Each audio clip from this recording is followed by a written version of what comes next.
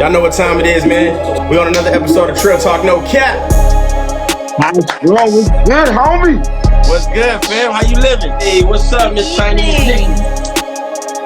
I'm trying to give the San Antonians a bigger idea of what we're talking about and how legendary this shit is. Yo. What's good, man? Y'all already know what it is. You dig what I'm saying? It's the one and only impeccable Highstrung, man, here for another great episode of Trill Talk No Cap, where the only capping that we do is the ones we wear on our heads. And today is a very special day, man. We got a very special guest today. My dog, ATL's finest, DJ TeeRock. What's happening, fam? San Antonio, what's good? Trill Talk, what's happening? Man, we chilling. So listen, man, you know what I'm saying? First and foremost, thank you for taking the time out today and being on the show. You know what I mean? We want to talk to you about a lot of different things, man.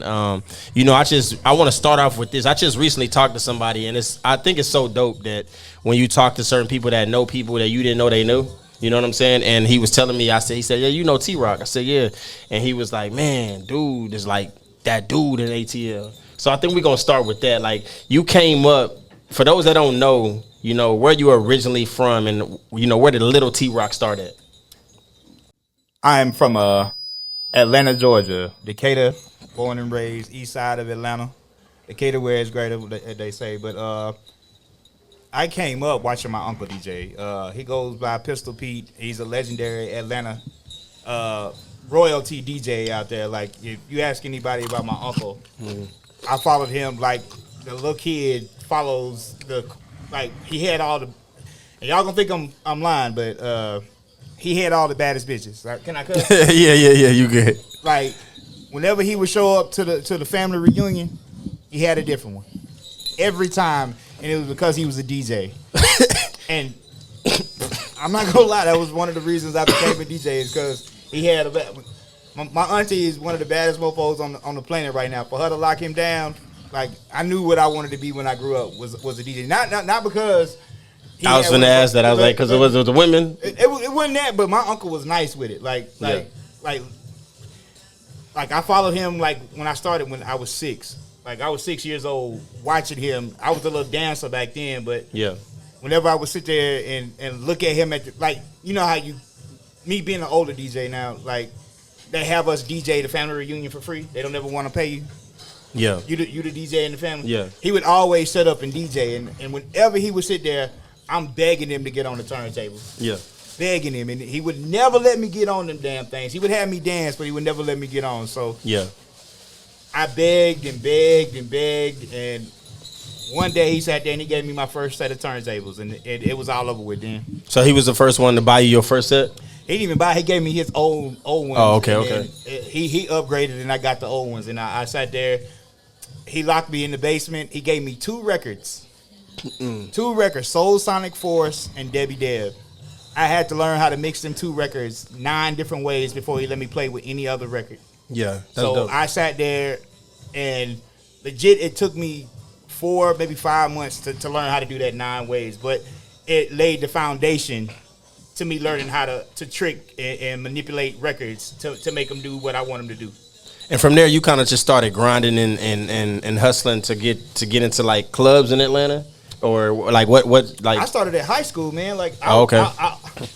I went to a school full of famous folks. So me and Swiss Beats rode the same fucking bus. Oh, that's dope. He was from New York. I was from Atlanta, Georgia. All back then, New York was trying to run the streets, trying to run everything. Atlanta was becoming a little New York because everybody was coming down for Freaknik, and they got a little taste of Atlanta and found out how cheap the houses and everything was when they back in them days. Atlanta wasn't that expensive to live in. Yeah. So they started migrating down to Atlanta, and it was all New York. So I mean, it was us against them back then. So we was some country ass niggas that wore flip flops with our socks and everything. So they would always clown us, but we would try to clown them back. So it took a while for us to get to where it was. But like, I started competing with him. Yeah. At the school dances. So they started tag teaming us together. Like, we would sit there, like, me and Swiss would DJ together at our high school dance. Right. So that was like kind of the start. So I didn't know that. So Swiss went to high school like in Stone Mountain, Georgia. All 4 years. Not all 4 years. Oh, okay, he left early. The moment he left and went back to New York, he became Swiss Beats. Next thing I know, he blow the hell up. Oh, okay. Yeah, I remember him and Cassidy had that strong. They had that strong bond, that strong air. So that's crazy because I know that when we talk about Atlanta, man, we talk about. I go to Atlanta at least twice a year. I haven't been this year, but I've previous years I went twice a year. I know we've networked out in Atlanta a lot. What I love about Atlanta is if you have somewhat of some talent or just like the people are a little bit more welcoming. You know what I mean? They tend to embrace. You know what I'm saying? Because Atlanta is really like a melting pot. It's hard to find somebody really from Atlanta in Atlanta. You know what I'm saying? Because so many people. We migrated out. Yeah. Because it ain't. Because that Atlanta that you go to ain't the Atlanta I growed up with. Yeah. That's a whole new, brand new Atlanta. That Atlanta, when I go home, I feel like a stranger sometimes because the stuff that used to be there, like Atlanta back then, you want to talk about welcoming, Atlanta would be one of them cities where they didn't have to know who the artist was to go check out the artist. They would just be open-minded enough to say, let me go check this out, just because it was the thing to do. We was like really trying to find that next thing because we didn't really care about nobody else. Everybody was always trying to put us down. But the moment Andre said the South got something to say, we was already saying that. We didn't really care about the East, the West Coast thing. We were always like, we got next. Yeah. So arguably, I think a lot of people that I've talked to from Atlanta, and then people that go to Atlanta, you know what I'm saying? We have these arguments, right? And I've always felt that there was three. This is the argument that there was three entities that really put Atlanta on the map, and it was Crisscross or So Def when Jermaine Dupri kind of came out with them guys, and then it was arguably, a lot of people don't remember this because during this Source Awards, that was the awards that Suge Knight was like, if you don't want a producer, all in the videos. When him and Diddy and them was going through that shit, the West Coast East Coast beef. That's when Drake said. A lot of people don't remember that Outkast actually won the Source Award for, I think, what was it, the best new rap group that coming out that year. Yeah, but it was shunned because of the West Coast. East Coast, West Coast. That's what I'm saying. Beef, that's when 3000 said the South got something to say. That's what really put us on the map is when he said that. And everybody started looking at Atlanta differently then. Like, cause they booed Outkast going up on the stage. They wasn't violent. They was like, these country ass niggas are up here. Yeah. And ain't nobody bumping their shit up in New York. Ain't nobody bumping this on the West Coast. And after 3000 said that, it's like the city turned off trying to hear New York. We turned off trying to be LA.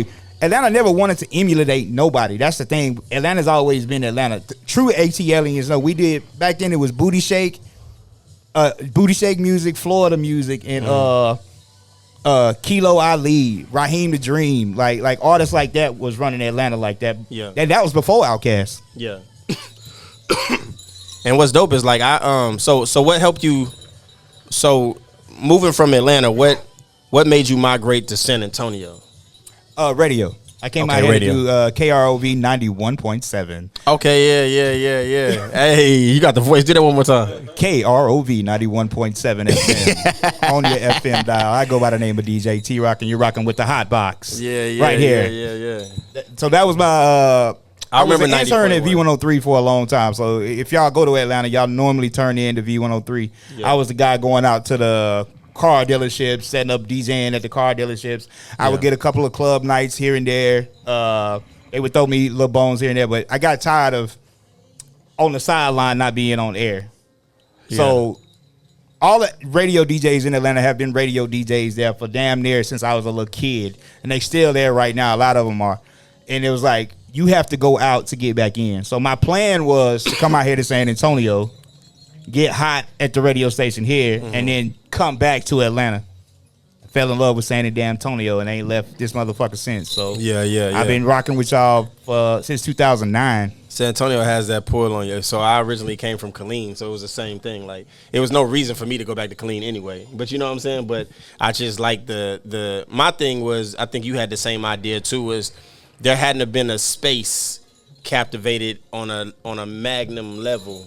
You know what I'm saying? Yet. Not yet. So it was like, yo, this is a space that I could fit into, you know what I'm saying, and help that and add to it. You know what I'm saying? Right, because I hear San Antonio, everybody keeps telling me, shout out to Donnie D. He tells me about San Antonio back in its heyday when it was really popping.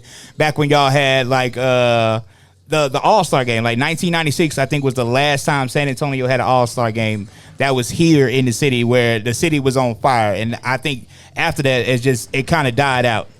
And when I got here, I was like, so what's going on? Like, really, what's going on with the city? Like, I sat there and I really put my feet to the street just to sit there, being that I was on radio, so I kind of had to get a vibe for everybody.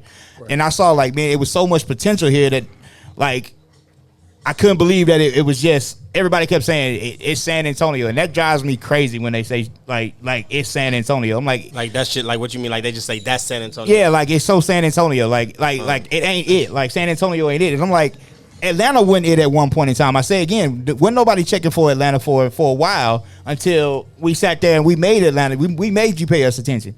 If San Antonio was to get on that same tip and put us on the map, because people don't really check for San Antonio. We need to make it so people be like, yo, San Antonio is dope. I don't care what nobody say. You can find something to do here every night of the damn week if you want to. You just have to support it. And you know what? I like the attitude. I like your attitude when it comes to that, because I could honestly vouch and say that TeeRock is one of those DJs that have always willing to play local music. You know, it's a lot of DJs that will shun the idea of that. And, you know, listening to a couple DJs just talk about why they won't do it, some of it does make sense. You know what I'm saying? Some DJs have lost their jobs playing local music because it might have threw off the vibe, or it might have, you know, that may not have been what they've been hired to do. But, you know, I think that, like, DJs like TeeRock that's willing to step a leg out there and say, I'm going to play this, you know what I'm saying, and putting his own thing at risk, you know what I'm saying, his gig at risk for these artists, I think is dope. That's why I tell artists, you gotta come with some shit if you gonna be able to pass your shit to the DJs and not just give them music because you recording it. You got to be something where, you know, you didn't pass it along and you didn't sing that it's a hit. You know that it's a hit. You don't even have to do music to know what's the hit or not. We know what is replay value. You know what I'm saying? We know something that we listen to. We can't stop listening to it. We got to keep playing it. You know what I'm saying? That's right. The type of shit you should be giving the DJs, not just some song that you recorded because you think is hot. You got to get other opinions before you come to that DJ. And I've always done that. That's always been my formula. You know what I'm saying? I noticed, like, even with the buzz that I created, I noticed that you become like you become not like somebody that the other artists will look to. And I feel like the same way when it comes to the DJs. One thing I like about DJs that artists don't do is DJs will leave their turntables up there and another DJ will be on his turntables playing while he on his gig night. And they'll share information, share songs. They do these things. They stick together. I think artists can learn a lot from the DJs when it comes to that, because how many artists have you ever seen, especially on a local sense, where you got a set and you say, this nigga rap too, I'm going to let him do a song on my set? That doesn't happen. You know what I'm saying? Because most of the time in San Antonio, if they're not a part of it, or if they're not the person that's putting on the show, they don't really want to be involved with it. You know what I'm saying? And they shun away from it, though. I don't understand why you would shun away from it. If another artist is able to help another artist, I say again, y'all have to put each other on each other's back. The crab in the barrel shit, it ain't gonna get you. It ain't gonna get us nowhere. You gotta sit there and put yourselves on the back. Outkast put Goody Mob on. Like, think about it. They reached back out to the people that was around them to sit there and reach back to make sure that we grew as a city, as a unit.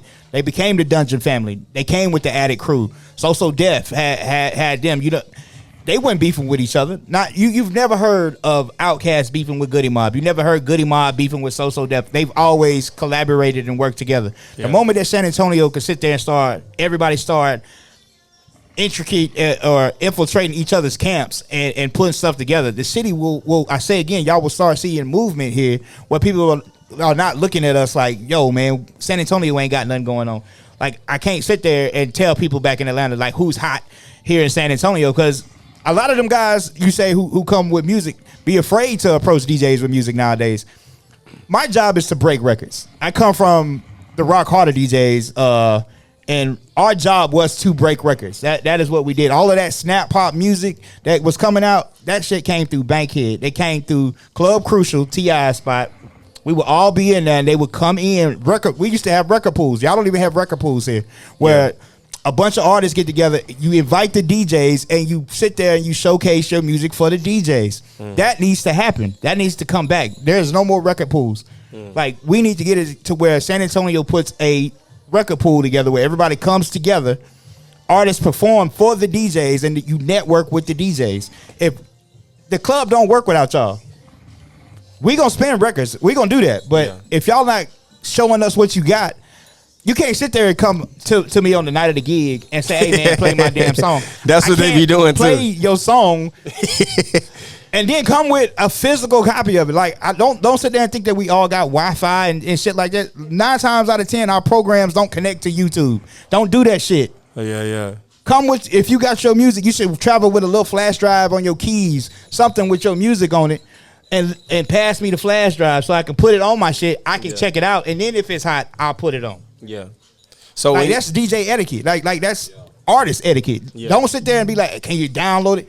Most DJs are not connected to the Wi-Fi when we DJ. Yeah. It fucks the computer up. And they'll send it to you like 50 times. Like, did you get it? Did you get it? Bro, I'm not even thinking about that record. I'm sitting there, I'm DJing. I have a physical job to do right here. I say again, if I'm tunnel vision, don't even talk to me. If I'm in the mix, leave me the hell alone. So before we get into like some of the legendary Bentley's nights, you know what I'm saying? Let's talk a little bit of, so like, did you like you know, Tip, artists like, you know, Luda, Jeezy, did you see a lot of this beforehand, before they became who they was? Luda was on radio. Like, he was at the rival radio station. I used to bump into Luda all the time. Lover Lover, right? Yeah, Chris Lover, yeah. I remember that, Chris Lover, 1079. He was one of the DJs over there. L. Duncan, who just retired from was his co-host. Like, I've been around some legendary shit, y'all. Like, I've been on tour with a lot of artists. I've done a lot of things. I just keep. Everybody say I'm too humble, but I don't like putting my business out there. Yeah, you and Donnie D, like the humblest DJs I ever met in my life. Cause I feel like it was so long ago that it feels like it was a dream sometimes. You know what I'm saying? Cause where I've been and the things I've done, as an artist, I be talking cash shit. I feel like that's a brand. You know what I'm saying? I don't need that. I don't need that on my.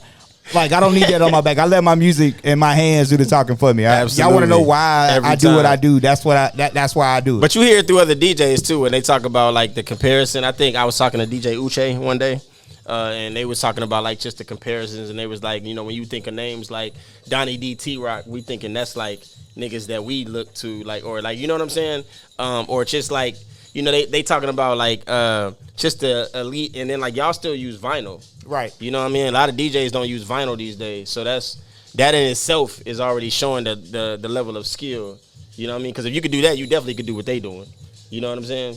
I mean, it kind of got watered down with controllers. No disrespect to none of the DJs out there that use those. I mean, I would have came up with a controller too if it was out back then, but I'm old as shit now. So I had to start with 1200s. It was nothing I could do. Like I say again, I sat there 5 months with 2 records, and I had to learn with them 2 records how to mix music. Like, with them 2 records, I had to do it 9 different ways before he would let me play with any of the other records in his collection. So I had to legit learn the hard way and count BPMs, sit there and know how to cue up an actual 12-inch vinyl record and mark it to where I knew where it started from vocal to the first downbeat was on the record. So I mean, like, legit, I came up old school with it. Yo, I could say that too. Like, it's been very few DJ moments as an artist that I felt like, you know what I'm saying, I've had like with DJs. Like, don't get me wrong, I love and I respect and I'm grateful and I'm honored for the DJs that play my music in the clubs. But when they transition it to another beat, especially with TeeRock, because I never gave him vocals. I think the only thing I ever gave him was like the MP3 and some drops at one point. You know what I'm saying? And he would play that drop all through the club when we was at Bentley's. And one time he put this, I got this song called Lone Star State. It's got over 30,000 some views or whatever. It's me, Kylie, and Live Ola. And we did that song. And he put it, and I only remember this day because I was sitting at a table of a group of females and a bunch of niggas on the other side. And because when he played it on this beat, I went so crazy that I knocked everybody drink over because it was on this like little what do you call it? The little things you put over the table, the drape. I pulled it when I got up, going crazy, and I knocked over everybody's drink on the table. Now, I wasn't buying everybody's fucking drink, but I did go crazy like, yo, this is... He stood up like a meerkat, y'all. Like, I swear to God, he stood up just like a meerkat. I can see him out of everybody in the club. He shot straight up like a meerkat. That shit was crazy, bro. You know what I'm saying? Y'all know that when y'all hear something, it's like, oh my fucking God. Like, that's how it felt. You know what I'm saying? And I think that, like, for me, it was the first time that it showed you what a DJ can make you feel. DJs is the reason why you go to certain clubs and why you know what I'm saying? People say, oh, I like this club, but a lot of times they go into that club because of that DJ that's playing there on that Saturday or that Friday. You know what I'm saying? Because that's the question now. People ask that now. Like, hey, we finna hit this spot on Saturday. Who the DJ? You know what I'm saying? People will ask that before they actually go.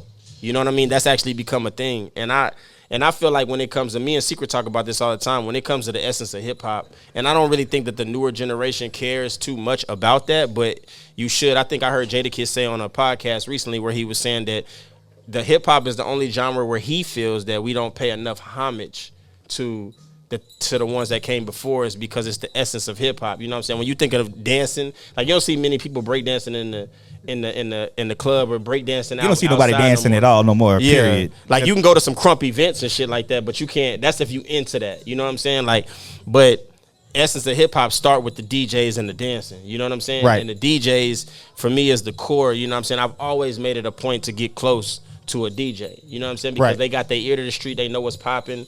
You know what I'm saying? It's not to say as an artist you should like do whatever's popping, but at least you know what's popping. Right. So you can find something that fits. Because if you don't grow with the game, you're gonna get left behind. That you know part. what I'm saying? It's a lot of older rappers that's still doing shows and they still banging their old hits, but it's a lot of older rappers that's still relevant today because they moved with the trends but made it their own way. You know what I'm saying? Right.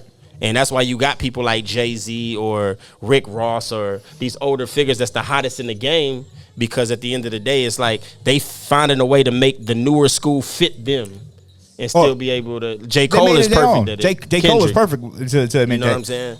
But that's like 3,000. I say again, he chose to step away from music due to the fact that he didn't want to be an old nigga rapping on new shit. He wanted to sit there and see what the new generation was coming up with. Yeah. And the thing is, it's sad where hip hop is right now because we don't make dance music no more. Like, it's hard to go to the club and play music that people are going to dance to if it's not TikTok worthy.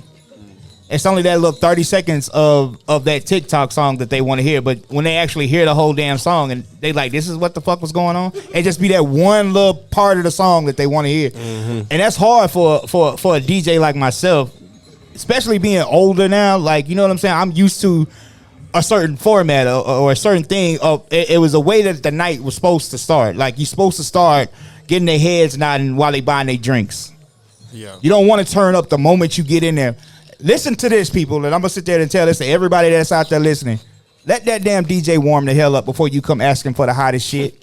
Because he don't like, most DJs like me, we don't do repeats. If I play that damn song and you weren't there to hear it, that's your fault. So we try to save the hottest shit for the time where we know people don't come out the house till at least 12, 11:30, 12 o'clock. Yeah. So give me a chance to build up. Like, let me build the damn night till I get to the hot shit. Don't come in there like, can you play that? I don't care if you're leaving. I don't care if you've been here that long. It's a format that I'm following. Let that damn DJ rock. Let him do his set. So when we think about, you know, we first linked up and really started interacting, and we started really like, you know what I'm saying, tapping in with each other when it was Bentley's, bro. Bentley's before it closed down and reopened up. And there was some great nights. I mean, you couldn't count the amount of great nights that Bentley's had. I gotta ask you, bro, like, and this is probably one of the hardest questions. What was the like worst night when it comes to like the DJing where you were like, you know what I'm saying, that fucked me up? And what was the best night? You know what I'm saying, where you was like, a night you won't forget and you like, damn, that shit was crazy, I'll never forget that moment. I mean, the worst nights be the nights where niggas fuck the night up and they get into a fight. That kill the whole vibe, because I got to cut the music. I got to sit there and let them straighten every damn thing out, and then you got to try to build back up that energy that we was just on, because if 9 times out of 10 they want to fuck it up right when shit getting hot and people are really enjoying themselves, and then Those be the worst nights. But the best nights is when you get those crowds, you know, those crowds that would come in from out of town, and then they would turn up and be like, yo, this motherfucker is rocking. And then their energy would carry over to the people who don't normally turn up energy. They would start dancing. So it would turn into a whole movie outside. We got some videos where I'm saying you can see some niggas from out of town. They come down from Houston. They'll come down from Dallas and be like, yo, it's all right. And then they take it up a notch. And then then our people would turn up a notch. We were like, we're not gonna let y'all show us up. So San Antonio would sit there and party. Yeah. Those were the legendary nights. Those were at Bentley's. Those were those legendary nights for me at Bentley's, is when that energy carried over where we weren't gonna let no other city show us up. I say again, if we would all put that shit in our hearts, San Antonio can sit there. We can go to Dallas. We can go to Houston and say, yo, San Antonio, we're gonna show y'all how to turn the fuck up. Yeah. No doubt. And I got to give it up to TeeRock and I think DJ Fat. They was the ones that really scratched for me to host at Bentley's. You know what I'm saying? Because Fat was the first one to hand me the mic and say, bro, just start talking. You know what I'm saying? Because I would talk to him while he trying to DJ. And he like, man, say some of that shit on the mic. And then, you know what I'm saying? And then after that, TeeRock started DJing outside. And he was like, yo, bro, you got to grab the mic. You know what I'm saying? And then from there, man, we used to rock the whole place. The place used to be dope, man. It was such a dope energy in there. You know what I'm saying? So I got to ask you this, like, you know what I'm saying? Everybody, different artists and different, you know what I'm saying, DJs or whatever field that people are in, everybody has an accomplishment that they want to reach. You know what I'm saying? Like, for an artist, it might be like somewhere along the lines is like just having his music recognized around the world, or it might be like, I want to win a Grammy or something like that. What would be that thing for TeeRock? You know what I'm saying? Because I know you're really good on putting on events too. I know you do Want to Play SA. You know what I'm saying? Which I also love to host. That's one of the most dopest things, you know what I'm saying, that I think has come about with SA, because there was something that SA wasn't used to. You know what I'm saying? So what would be that thing for you, you know, as far as TeeRock saying that, you know what, I want to accomplish this. I would want people to know this as me being the DJ.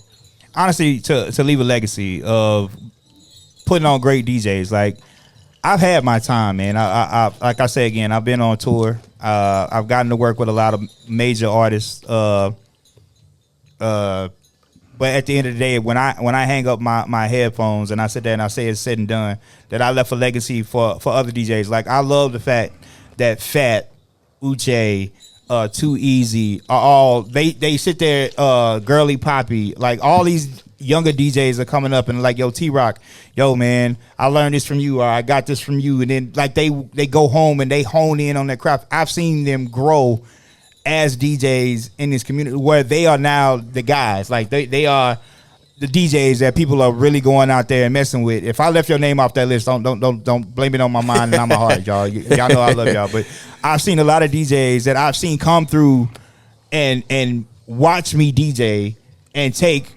And I don't mind if you take anything from me. I say again, they put their own spin on it now. So I like the fact that if I've influenced other DJs to get better at the craft, for them not to, because, you know, sometimes DJs don't know how to DJ. And I'm just keep y'all go to a spot and be like, what the fuck? And then y'all pick up on it. Y'all know when a DJ's transition is fucked up. Y'all know when the music ain't vibing and everybody ain't in there. Y'all pick up on that because y'all been around real DJs. And that's the legacy I want to leave, is that real DJs do real shit. And I want that to be my legacy at the end of the day. When I hang it up, I want to sit there and say, man, I seen that nigga come from DJing in his house to now he's DJing at some of the major clubs. And I say again, them guys are doing it now. Love that. So I got to ask you this, man. We're going to go through a couple lists. Who would you say, I'm just gonna say it, and you pick one. Goody Mob or Outkast? Outkast. T.I. or Luda? Luda. Jeezy or Gucci? Jeezy. Damn, he answered fast. Let me think, nigga. ain't nothing to think about. That's crazy. I was a part of damn Jeezy's goddamn street team at one point in time. I was all up in there with Blood Raw and goddamn all them boys working with them. So I mean, like, I went to school with a lot. I say again, me and Drama was at school together. Like, you know what I'm saying? He would DJ some spots. I would DJ spot. Cannon. I grew up in that era of hip hop in Atlanta. I was in there in the thick of it. Like right there in the middle of Atlanta when Atlanta was blowing. Like you couldn't tell us nothing. I was DJing at some of the hottest clubs in the A. It took for a radio station to get me out of Atlanta. Trust and believe me. I didn't think that I would be here in San Antonio this long because I for sure thought I was going back at one point in time because Atlanta was it then. Yeah. I say again, Atlanta now, yeah, not so much. Yeah, everybody goes to Atlanta and thinks it's hot. Y'all really miss Atlanta's true heyday. Like back in this day, the dance floor stayed packed. And I can sit there and I can show y'all videos of dancing from start to finish and nobody leaving that damn. You was sweating your damn shirt, your hair. Women would get their hair done just to go sweat that shit out. Do you think that San Antonio has the potential to have the camaraderie that Atlanta had built? See, that's up to San Antonio though. Like I can only do so much. You can only do so much. San Antonio has to put San Antonio in his hearts, in his back, and start looking at it as a curse. When you say, man, it's San Antonio, you should say that shit with pride. Versus saying, man, it's San Antonio and putting the city down. Like the city is gonna move without us if we don't start putting it on us back on our back. If y'all haven't noticed, a lot of this shit is changing the demographic. They are doing all this shit downtown to try to get people here, but they doing it and they not looking at San Antonio. They not looking at, not to make it a black, white, Mexican thing, but they not looking at catering to the type of genre that we are in. They moving without us. And if we don't sit there and stand up and really show them that we got something to say, like we are here too, it's gonna move on without us. Yeah, no doubt, 100%. Have you? Let me ask you this, bro. Have you had DJ battles? Have you been in DJ battles yourself? Back when I was younger and really into it, yeah. I used to really go into every DJ battle and really go in. Like that's when DJing was DJing though. Like now. People don't appreciate scratching.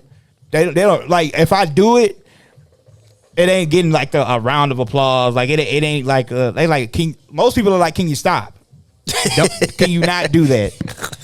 Like they be saying I'm trying to hear I'm trying to hear the song. I'm trying to hear my song, but I'm like, you don't understand the transition and what I'm trying to take you on a journey. 9 times a good DJ will take you on a journey through music. Sometimes you go to a club, you know you're going to hear the shit, but sometimes you need to hear the shit that you ain't heard in a minute and see how he brings that shit in with the shit that's going on today. A good DJ will sit there and take you on a musical ride. It's too much music out there to be playing the same shit like 9 times out of 10 if you go to the same spot, no disrespect to these DJs, but if you got a same playlist that you go through each and every night because you know people want to hear that shit, man, you got to diversify your shit. You're going to be just a DJ here in San Antonio.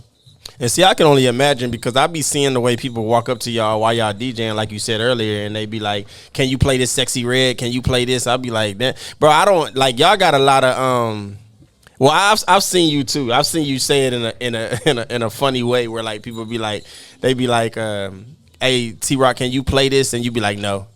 And then you'll go back to DJing, and then they'll laugh. They'll be like, "Oh, that's crazy." No, but for real, can you play this? I said, "No.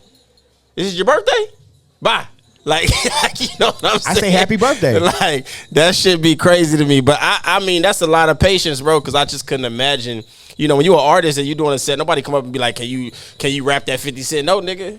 I'm not 50 Cent. Like, you know what I'm saying? We don't get asked those questions. We just do what we do. You know what I'm saying? They like it or they don't. Y'all don't really get that. Y'all playing whatever the music that's hot or the top 40 or whatever they like, but you also playing some shit that you throwing some shit that you know is hot that maybe they haven't heard. That's what I'm saying. Don't come tell a DJ play something I can dance to. 9 times out of 10 he's gonna get around to playing some shit for you to dance to. Just understand that. Go through the ride with the DJ. He's taking you on a journey through music. It may not be right when you want it, but it's coming. And don't be that selfish asshole in the club that sit there and be like, yo, it's all about me. I get it. Happy fucking birthday. I get it. Celebrate your birthday. Yeah, I know Justin love that Sexy Red. That's his shit. Happy motherfucking birthday. But that nigga Justin you be like, hey, that's my shit. It's you and your people. That might be 3 people in the club want to hear this one damn song. But you got to think about it. It's hundreds of people in the club that don't want to hear that shit. Don't sit there and be like, yo, it's about me tonight. It's not. You paid for your section, you paid for your bottle, but you didn't pay for the DJ. Yeah. I get paid to move the people in the crowd. Let me do my job. Nah, for sure. Most definitely. If you could work with any artist that you haven't worked with, I would say that's like, we're gonna put legendary status on them, and they don't have to be from Atlanta, but who would that be? When you think about the legends. If I could work with anybody, it would be Jermaine Dupri.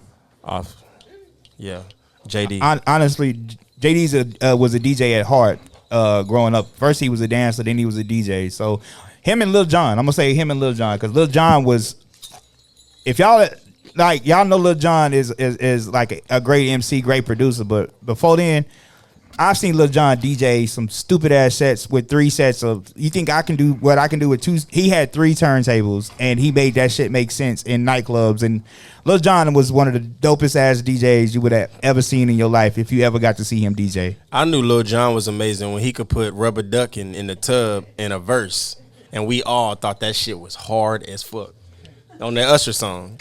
Rubber Duckin', like that shit was like, nigga, nobody else could have said that shit. And we would have accepted it. Only Lil Jon, nigga. And everybody says that damn part. Everybody says that part. You know what I'm saying? But that's what I'm saying. Like, it's so much remarkable music that's come from the city that you come from. You know what I'm saying?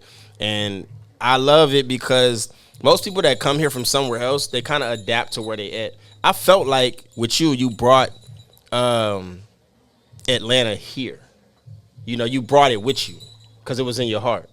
It's the same thing with, when you look at Donnie D from, excuse me, some of the New York or contests that that he's been a part of, he kind of brought that aura here. Right. You know what I'm saying? But y'all had radio stations here that was open-minded, though. So here's the thing. Y'all were exposed to the New York music. Y'all exposed to reggae. Y'all exposed to that.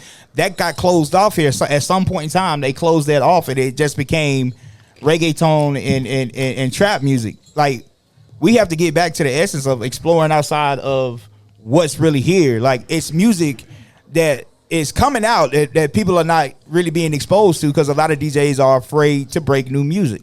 We have to get back to the essence of DJing and being like, yo, y'all may not know y'all need to hear this shit, but y'all need to hear this shit. And that's where it really needs to go. It's like, it's time to stop putting ourselves in the box. So San Antonio's in a box.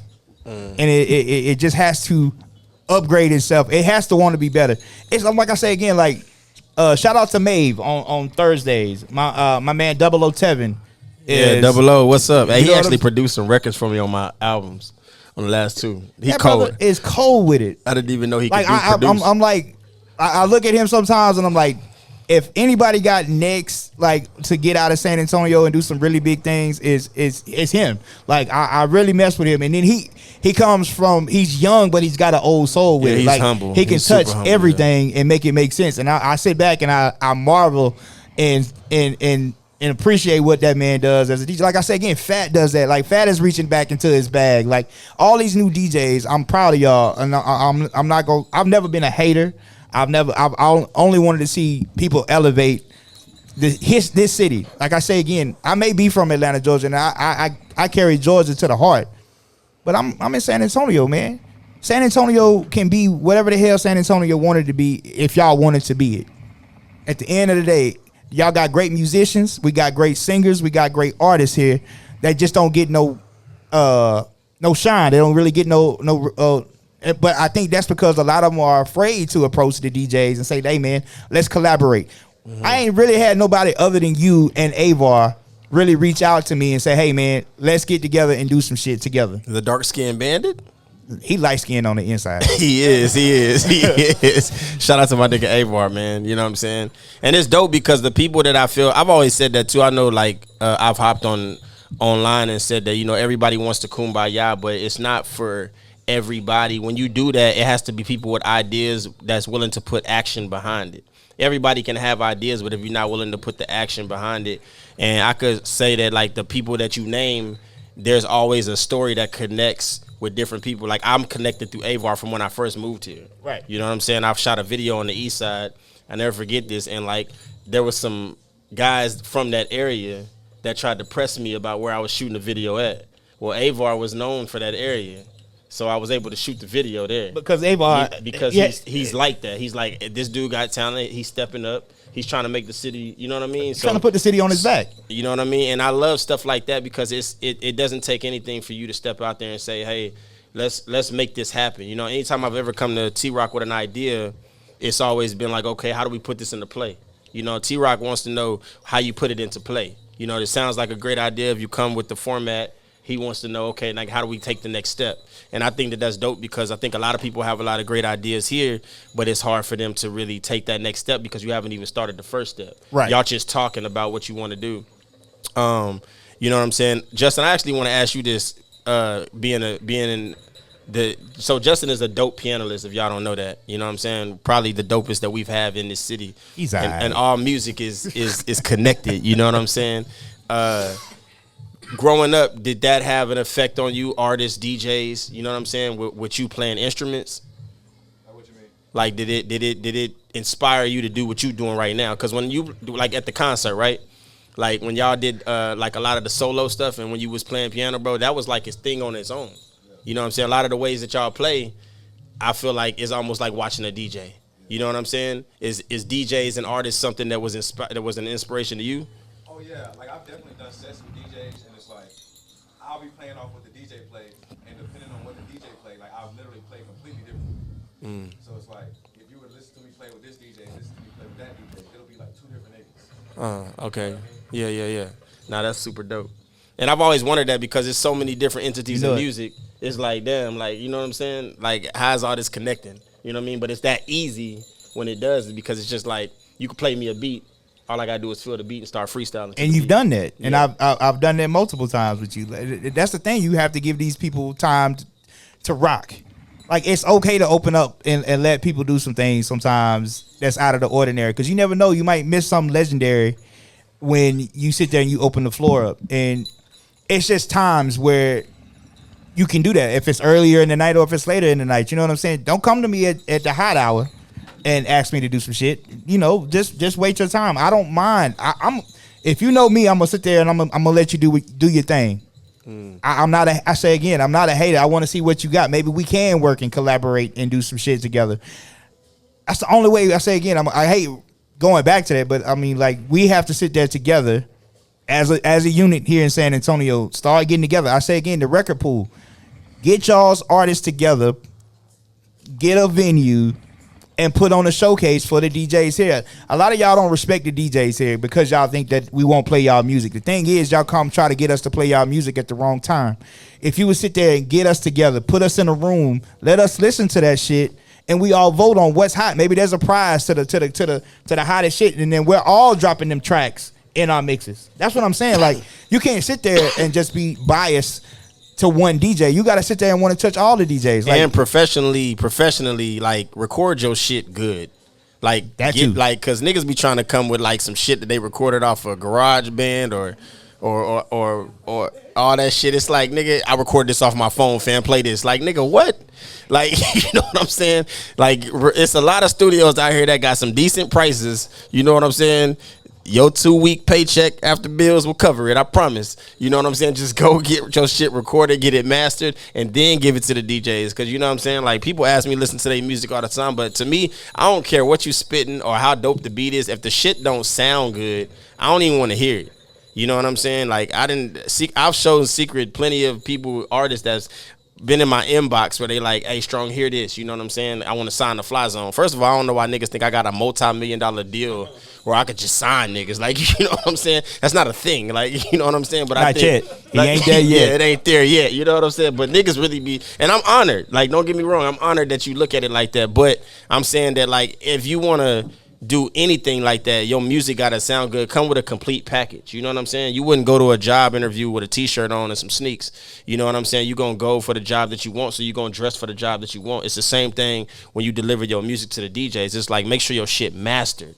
Make sure that sounds like it's on the radio already. Come with an EP kit. Like back in the day, we got EP kits of packages where you got the acapella, you got the instrumental, you got the dirty and clean versions. Come with that package and information. You gonna make my manager smack me because she be on that shit. But that's real shit. Like, most people labels will not check your shit out if it's not presented a certain way. Like we wouldn't even look at it at the radio station if it wasn't put together the correct way. We would talk. It was it was a bin full of shit of records, tapes, CDs just sitting there because we didn't know nothing about that artist. There was no backstory. There was no history. There was no bio. There was no nothing. That shit sat there, and guess what it got? It got tossed out in the trash. It could have been the hottest record in the world sitting in there because you didn't package it right. We didn't even give it a chance. Yo. So you have to take the time and the effort. Like if you're gonna be an artist nowadays, it's okay to get hot and get views and all that other shit, but you got to package that shit to where it makes it. If it looks professional, 9 times out of 10 we gonna look at it. If you just can't come handing me some damn CD that you don't burned off your computer, 9 times out of 10 that CD gonna get lost or it's gonna get tossed. Yeah. Like package your shit up. Take the time and the effort to put in the effort and the work. Put in the goddamn work. If you believe in yourself like that, really put your shit together. Put your shit in, put it up and be like, yo, have a street team go out there like y'all. Like people don't understand the movement that Fly Zone has. Like they have people go out there. Even if he's not there, I see a Fly Zone shirt. I see a Fly Zone hat. I see something of. I'm like, they fuck with Strong. That's automatically a great thought when you sit there and you see somebody repping your brand and you're not even in the building. Yeah. That puts that thought in like, what is he doing to move people enough to where they want to wear his shit outside of venues that he ain't even at? Or don't let him be there, and then there's 50 people in there repping the Fly Zone shit. Yeah. So that's a movement right there. He's creating a movement, and if more people would put that implemented into their packages, get people. All you need is 10 people, and you can create a movement. Just 10 who believe in what you're doing. You can take off and go anywhere you want to. No, that's a fact. That's a fact. And people definitely they adjust and they love movements. You know what I'm saying? That's some of the artists that we fell in love with the most coming up had a movement. You know what I mean? Shit, I couldn't forget. Everybody rocked them snowman shirts when Jeezy came out. And he was giving it away. I seen niggas rocking that don't even know the difference between cocaine or weed. Like, you know what I'm saying? Like, nigga, do you know what that shirt mean? Like, they had no understanding, but they rocking that shit because it's Jeezy. You know what I'm saying? I just think that that's 100% true. That's probably the best I've ever heard it actually said the way you just said it right now. And I appreciate you because you know what I'm saying. Like I say, I've done street team work for So Def. I've worked for Jeezy's camp. I've sat there and I've been on the infiltrate. I've been on the side. I've been in Stank on You. I've been in the dungeon with Rico Wade. I've worked with a lot of artists. Yeah. Like I say again, I've been on tour with a lot of major artists, and I sat there and saw how they put shit together. Like it's a business at the end of the day. You have to look at yourself. You can be the hottest nigga in the street, but if you don't have your business together, at the end of the day, you're gonna be the hottest artist in your bedroom. Yeah, for real. And I advise anybody out there that hasn't heard TeeRock DJ, man, get out there and hear him, man, because he dope. Especially when it comes, everybody's gonna have their favorite things from the DJ. I love his R&B sets. Them hoes is second to none. You know what I'm saying? Them hoes is crazy. If you like a girl, invite her to TeeRock's R&B joint. You gonna pull for sure.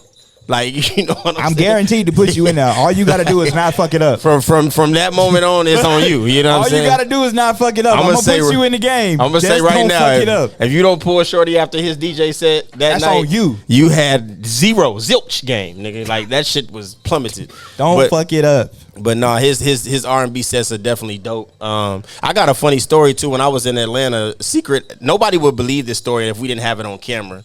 But Secret has on camera where I was walking around. I never forget, I was wearing some jeans and this Bulls top. And I had a matching Bulls hat. And I was walking around Atlanta. We was going everywhere in Atlanta. We was on the south side, the east side. We was in Decatur. We was in Lenox. Matter of fact, it's before something had happened in the mall. Something had happened or some shit. Some nigga popped off about some shoes. And he was getting ready to spray the shit up. We got out of the mall like right before that shit happened. And everybody thought I was at T.I. I don't know if it was the way my hat was rocked. I don't know but I know, I swear to I wouldn't believe myself if I was if she didn't have this on camera. But it's girls and shit standing on top of the the upstairs of Lennox, and they looking down and they like, oh, that's Tip. And they run close, and then they see I'm not Tip, so then they, oh, we thought you was. And then at the studio, we went to Hustle Gang Studios where Tip recorded, and Secret knew the producer over there, Strout, and he was letting us know, he was showing us all that. And in the Hustle Gang Studios, they got like Nelly's album, they got everybody's album that recorded in there, and he was like, he kept saying, hey, Tip, come finish this verse. And I'm looking at this Biggie documentary, and he's like, hey, Tip, come finish this verse real quick. I know you just got here.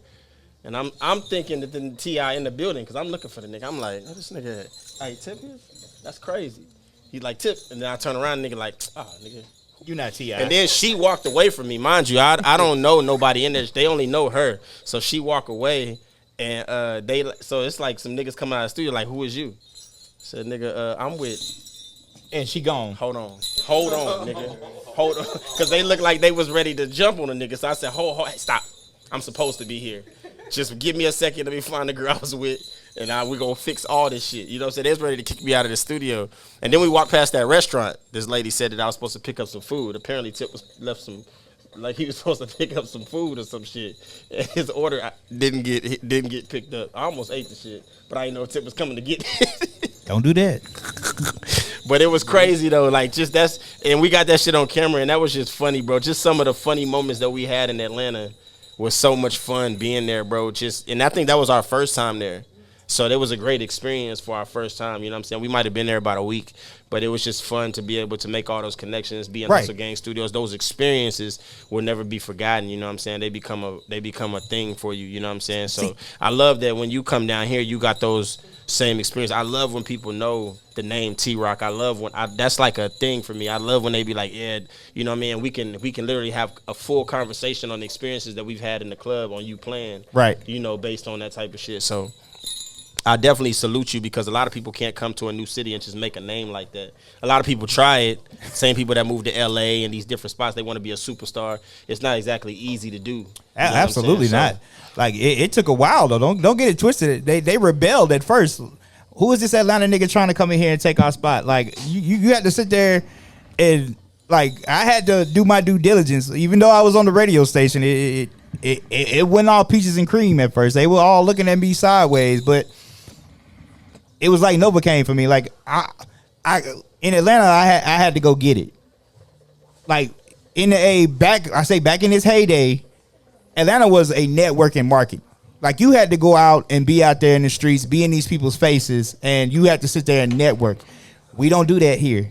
You have to sit there and go out there. Hey man, let's collab. Let's do it. Let me get a night here. Let me open up for such and such. Like I was that little nigga back then when I was hungry. Before I was DJ TeeRock, I was DJ Yellow Boy at that point. Like I was sitting there trying to make sense. I was sitting there trying to get in wherever I could fit in. Like I was sitting there and I was going to the clubs. I was doing the shitty gigs at one point in time. I was going to the hole in the walls and sitting there and creating a name for myself. Like, but also tell me that. Get TeeRock on speed dial when it comes to the lingo. Learn the lingo of Atlanta, because I'm telling you right now, you're gonna be confused when you go out there. That one hookah spot we went to, nigga said outside, he was like, "You got that shit on, don't you?" I said, what he say? And Secret said, I think he talking to you. He said, "You got that shit on, don't you?" I said, "My nigga, I don't know what your issue is." It's like, that's a compliment. That's a compliment. You know what I'm saying? But they told me the dude from it, the person from Atlanta that we was with, they was like, he trying to tell you that your outfit nice. I was like, oh, okay. I didn't know what the fuck was going on, you know what I'm saying? But they got lingo out there, man, that you got to tap into. You got to know the Atlanta lingo, you know what I'm saying? So everybody gets if you're going to go to Atlanta, don't get with me, because I'm so far removed from that shit now. Like I said again, that nigga see right, like he giving you a compliment, you get punched in your eye. San Antonio right now. I go home and I sit there, and my little nephews and my little cousins be sitting there talking to me. I'm like, what are y'all saying to me right now? I just learned what twin was. Like I'm saying, I'm learning. That's the new shawty. Like exactly. Twin like, is the new shawty. They don't say shawty no more. They say twin. I'm like, what in the hell happened? I'm a dinosaur now, man. So I'm still trying to catch up. You ain't that old, man. Shit.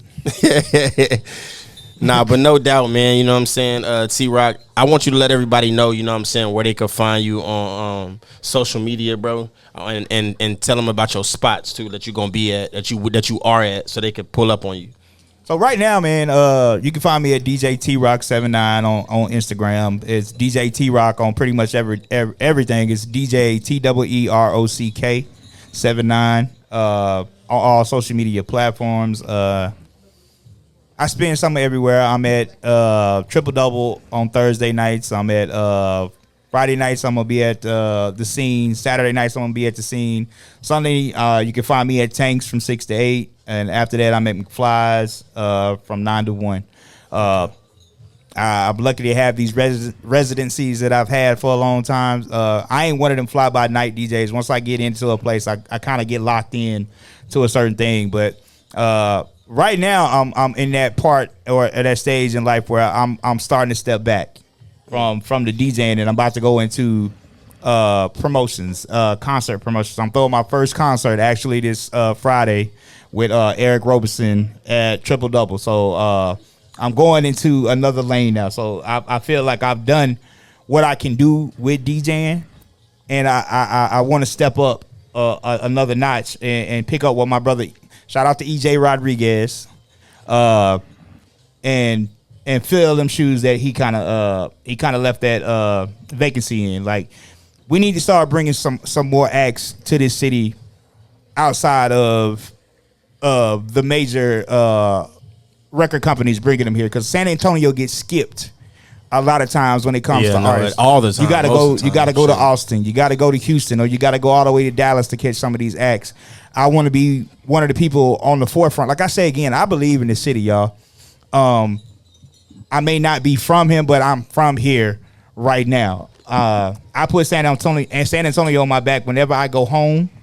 Whenever I go any place, I'm from San Antonio, and I say that shit with pride. And they always ask, what the hell's going on out there? I said, you just got to come out here and see it. We more than the Riverwalk, y'all. We're more than the Alamo.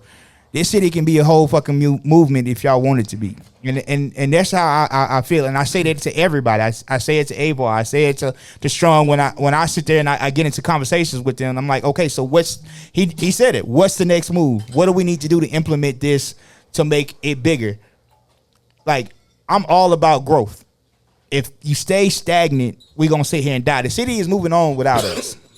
They not putting us into the mix like that. And I'm going to sit there and tell y'all, if we don't sit there and start taking a stand for it, we're not going to be here like that. They're not going to give us an opportunity to do some of the things that we want to do here in the city. We tired of complaining. It's whole things and groups about there ain't nothing to do here in San Antonio. They're always complaining. And it be people that have migrated here from other places, and they automatically come in with a negative connotation when it comes to the city. Yeah. If we don't sit there and start putting folks on game on how to uplift this city, the city ain't gonna never be shit. It's gonna stay where it's at. We're gonna sit there and talk about the same shit. The same shit gets said over and over again. Ain't nothing to do here. They play the same shit. It's if we don't sit there and change that mindset for everybody else out there, nobody else is gonna look at San Antonio as a city that they need to fuck with. Absolutely. Absolutely. And I couldn't have said it better, man. You know what I'm saying? Big salute to my dog, DJ TeeRock. What we're going to do right now is we're going to open up the floor real quick for any questions that anybody has to ask, you know what I'm saying, before we get out of here. And, you know what I'm saying? So anybody got any questions? What's up? I got a question for you. Let's say we podcast, take what you said to heart. What does San Antonio look like in 3 years based on TeeRock's vision? We got all major artists coming into the city. We'll get another all-star game. We'll be moving where people are not overlooking. Like, let's see if San Antonio can hold an all-star game. Let's see if they can hold a NFL or a major league team outside of the Spurs. We want to sit there and get to where people like don't skip us. Don't nobody check in to San Antonio unless it's a convention in town or something like that. That's the only reason they come in. I want them to sit there and be like, yo, y'all need to go fuck with San Antonio. Like, that city is popping. Like I say again, Donnie told me back in the day, people used to make San Antonio a designation for people to really come to.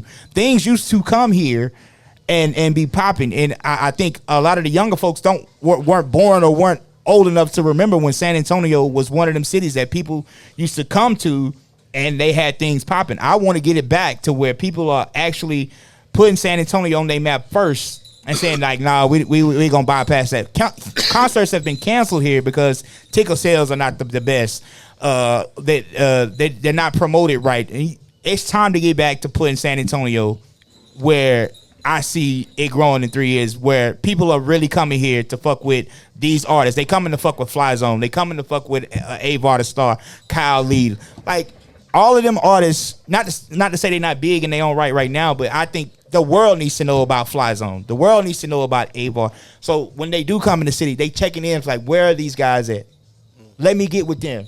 They got the city on their back. Let me see if I can work with them and make the city better. And that's all Absolutely, it takes. 100%, man. 100%. Is there any more questions?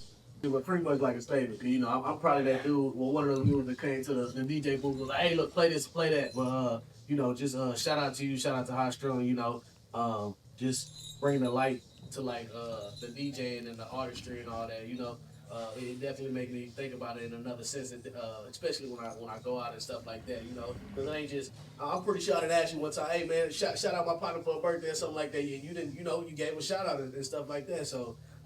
But you know, shout out to everything you do for the city. Shout out, you know, being here. Shout out to you know, Highstrung, Fly Zone. Appreciate it. I appreciate it, bro. Appreciate it, man. And it don't take a second, but it say again, it don't take but a couple of people to sit there to make this shit pop for it to catch on and be influential. It's some guys out here that are really trying to do something to put the city on. If you sit there and get behind these people that are trying to put the city on, the city can go wherever the hell it want to go. New up and coming artists. What are some of the do's and don'ts from your perspective to make you successful? Do's and don'ts. Do's. Like I said, get you an EP. Put that press kick together and start sending them out to labels. That's a definite do. Do not skip that process. Y'all may not think they don't look at those packages. They have a whole department of people who are looking for that next thing. You could be that next thing, but if it's not packaged right, you're going to sit where you stand. Don'ts. Don't sit there and come with some half-ass shit. Like he said, make sure your shit's mixed and mastered. Make sure you get you a group of people and not yes men. We got too many yes men here who fucking tell you your shit dope. Nigga, if you can't play that shit in the club and move people, don't bring that shit to the DJ. And I want to answer that too. Be honest with you. I want to say, like, don't be afraid to be different. The game loves different shit. A lot of times the game don't even know what is different until you show us. So I think people, a lot of times when, especially rappers, I see it a lot, they come out and do the same thing the last rapper did because he got on doing that. Don't be afraid to be different, man. If that ain't what you do, and if that ain't what you about, then don't talk about that. Do something that fits you. You know what I'm saying? We've had artists like Drake and people that have come out that's done it. You know what I'm saying? They've been very successful at it, and that's why we look to them. At the point we look to them because they're different, you know what I'm saying, and that's what the game is looking for. But Drake wasn't Drake always. Let's say again, when he first was coming out, they were laughing. He was the nigga from the damn TV show, yeah. And then next thing you know, Drake's sitting on top of the world right now. Even if he lost the battle, you still bumping Drake music. Drake still gets played, and it's not frowned upon. Like Drake started from somewhere, but he kept the course. They was making fun of him for always rapping about the women and he be on the female shit, and now he got all y'all females. That's crazy. That like, part. You know what I'm saying? Like that's crazy. Part. Like, you know what I'm saying? So it's just like, don't be afraid. I know me personally, I don't let nobody speed my process. I do what I like to do. You know what I'm saying? I make the music I like, and I've gained a lot of fans, and the fans that I've gained never left. But you also have people around you who tell you, yo, that's hot. And it's hot. Yeah. But you don't got a lot of people who say, man, that's dope. Like, bro, come on, man. If your people are not bumping your shit in their car, it ain't dope. Like, the first thing they should want to do when they get in their car is like, yo, my nigga hot. I'm playing this shit. If the first thing they do, they get in the car and they playing everybody's shit but yours, like, is my shit really that hot? And I will say this too. Hip hop is the only genre that we have to stop this. Listen, if you 35 plus, whatever, rapping, singing, I was a victim of this too. Keep that shit up, bro, because it's something that you need to. We now live in an era right now where people grew up with the music, so they need to see your music grow. I think that, like, when you look at rock, you look at country, these guys are 80 years old still on tour. You got Aerosmith. This dude's like 156, and he's on tour. Like, you Still. know what I'm saying? Still. Like, you got Dolly Parton still dropping verses on niggas. Like, Secret tried to tell me this a long time ago, you know what I'm saying? And I used to be like, nah, you know what I'm saying? I gotta figure this out. I gotta shit. Like, look, if you got something to talk about, you know what I'm saying? I think me and Justin seen it during my concert. That many people to come out for a local artist. You know what I'm saying? I didn't have Kurt Cobain's there. I didn't have Paul Wall. I didn't have Zero. I didn't have nobody. We had 500 people come out and see us perform in San Antonio just to see us perform because we promoted it right. I think that, like, you just got to believe that if you got something to talk about that you know people could relate to, because the thing is, everybody in this room right now, everybody out there listening on the internet, everybody has something that other people relate to. It's something right now that TeeRock said that another nigga is thinking the same thing. He thinking like, man, I feel that, because he feel the same way. It's just that TeeRock is on the platform where he can talk about it and express to what these other people feel. And that's what I do with my music. I'm rapping about things that I know that we go through as men, no matter what your journey of life is going through. Men, you're a man, you go through the same thing I go through. I don't care what your background is. If you grew up in the burbs, you grew up in the hood, you grew up over here, you grew up over there, you can relate to my music. You feel what I'm saying? And I think that that's what we got to resonate with. Stop making hip-hop this thing where it's like, oh, well, you know, he 23, it's almost time for him to retire. That's crazy work. This nigga was born 23 years ago. Like, you know what I'm saying? Like it's not music is a beautiful thing, bro.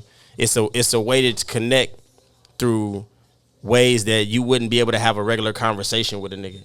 Music is the only thing that's not racist, it's not biased, it's music. You know what I'm saying? And you can, if you a human and you love music, I imagine a world one day without us having music at all. And everybody I asked, I said, what if we never had music? This world would be fucking insane. You know what I'm saying? A lot of miserable motherfuckers out there. It would be chaos. A lot of suicides. A lot of death. shit. Yeah. Music, yes. So music get is, people through a lot of shit sometimes. Man, what? And I listen to all types of shit. I listen to country, rock.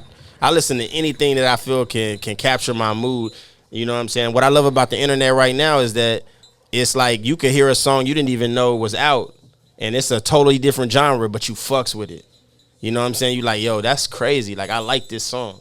Like, you know what I'm saying? Then you go look it up, and now you replaying that. And I was proud to see, like, so many people put me on what is that, like the top, I guess that, you know, at the end of the year they had a top Spotify list, yeah, or whatever, to see the most, to see my name, the recap, to see my name on so many people's recap made me emotional. Like, damn, that's crazy. You know what I'm saying? Because as artists and DJs, sometimes we don't know how well we doing. Even musicians, I'm sure, is the same way. We don't know how well we doing until we get those type of things. Till, you know, somebody come up and say, man, TeeRock, you the coldest DJ, or damn, Justin, you know, the way you play them keys, nigga, or Strong, that song, you know what I'm saying? And it's just like, damn, you know what I'm saying? So thank y'all for that. We need that type of shit. We appreciate y'all telling us those type Facts. of things, because y'all don't know what those little compliments do for us for the whole next year. We might succeed in a major crazy way just because you gave us one compliment last year. You know what I'm saying? But we take that with us, though. That's a monumental thing. Like I say, whenever I say, I have a hard time dealing with people saying I'm legendary or I'm an icon. Like, I don't look at myself like I'm some trendsetter or anything like that. I just feel legendary. like, for sure, you definitely legendary. I feel like I have not done anything that has left that kind of mark yet. But eventually, I'll get there. But right now, I still feel like it, until the moment San Antonio really blows the hell up, and my name can be put in that conversation of San Antonio is now the shit to everybody else outside of San Antonio, then I feel like, you know, I've done something. I've accomplished something. Yeah, I can rock the crowd. I can move people's feet. I've been doing that shit since I was a kid. But my thing is putting a city on your back and saying, yo, I rock with this. At the end of the day, when I say again, when I hang that up and I sit there and I say I left this shit in good hands with people who are going to continue that legacy of mine, that's a legacy to me. That's when I'm legendary, when the shit I sat there and laid the groundwork on grows and develops into a movement where people are sitting here like, yo, I remember when San Antonio wasn't doing shit, and now look at it. Exactly. That's when I can sit there and say I done my job. 100%. Ladies and gentlemen, DJ TeeRock. God bless all y'all. Rock on. Appreciate y'all coming out today, man. You know what I'm saying? We're going to still enjoy ourselves a little bit, you know what I mean? But this is the end of the Trill Talk No Cap podcast with my dog, DJ TeeRock, where all we do is talk Trill, and the only capping that we do is the ones we wear on our heads. You dig what I'm saying? Thank y'all for coming out today, and thank y'all for everybody that tuned in on the internet. You know what I'm saying? The episode will be up soon. Tap in with TeeRock, find out where he be at so you can go listen to some good music. You feel me? Watch how he mix that. Don't ask that nigga to stop scratching because I like that shit. Just shut the fuck up and enjoy it. You know what I'm saying? But nah, man, we appreciate y'all, man. We love y'all. Peace. Merry Christmas.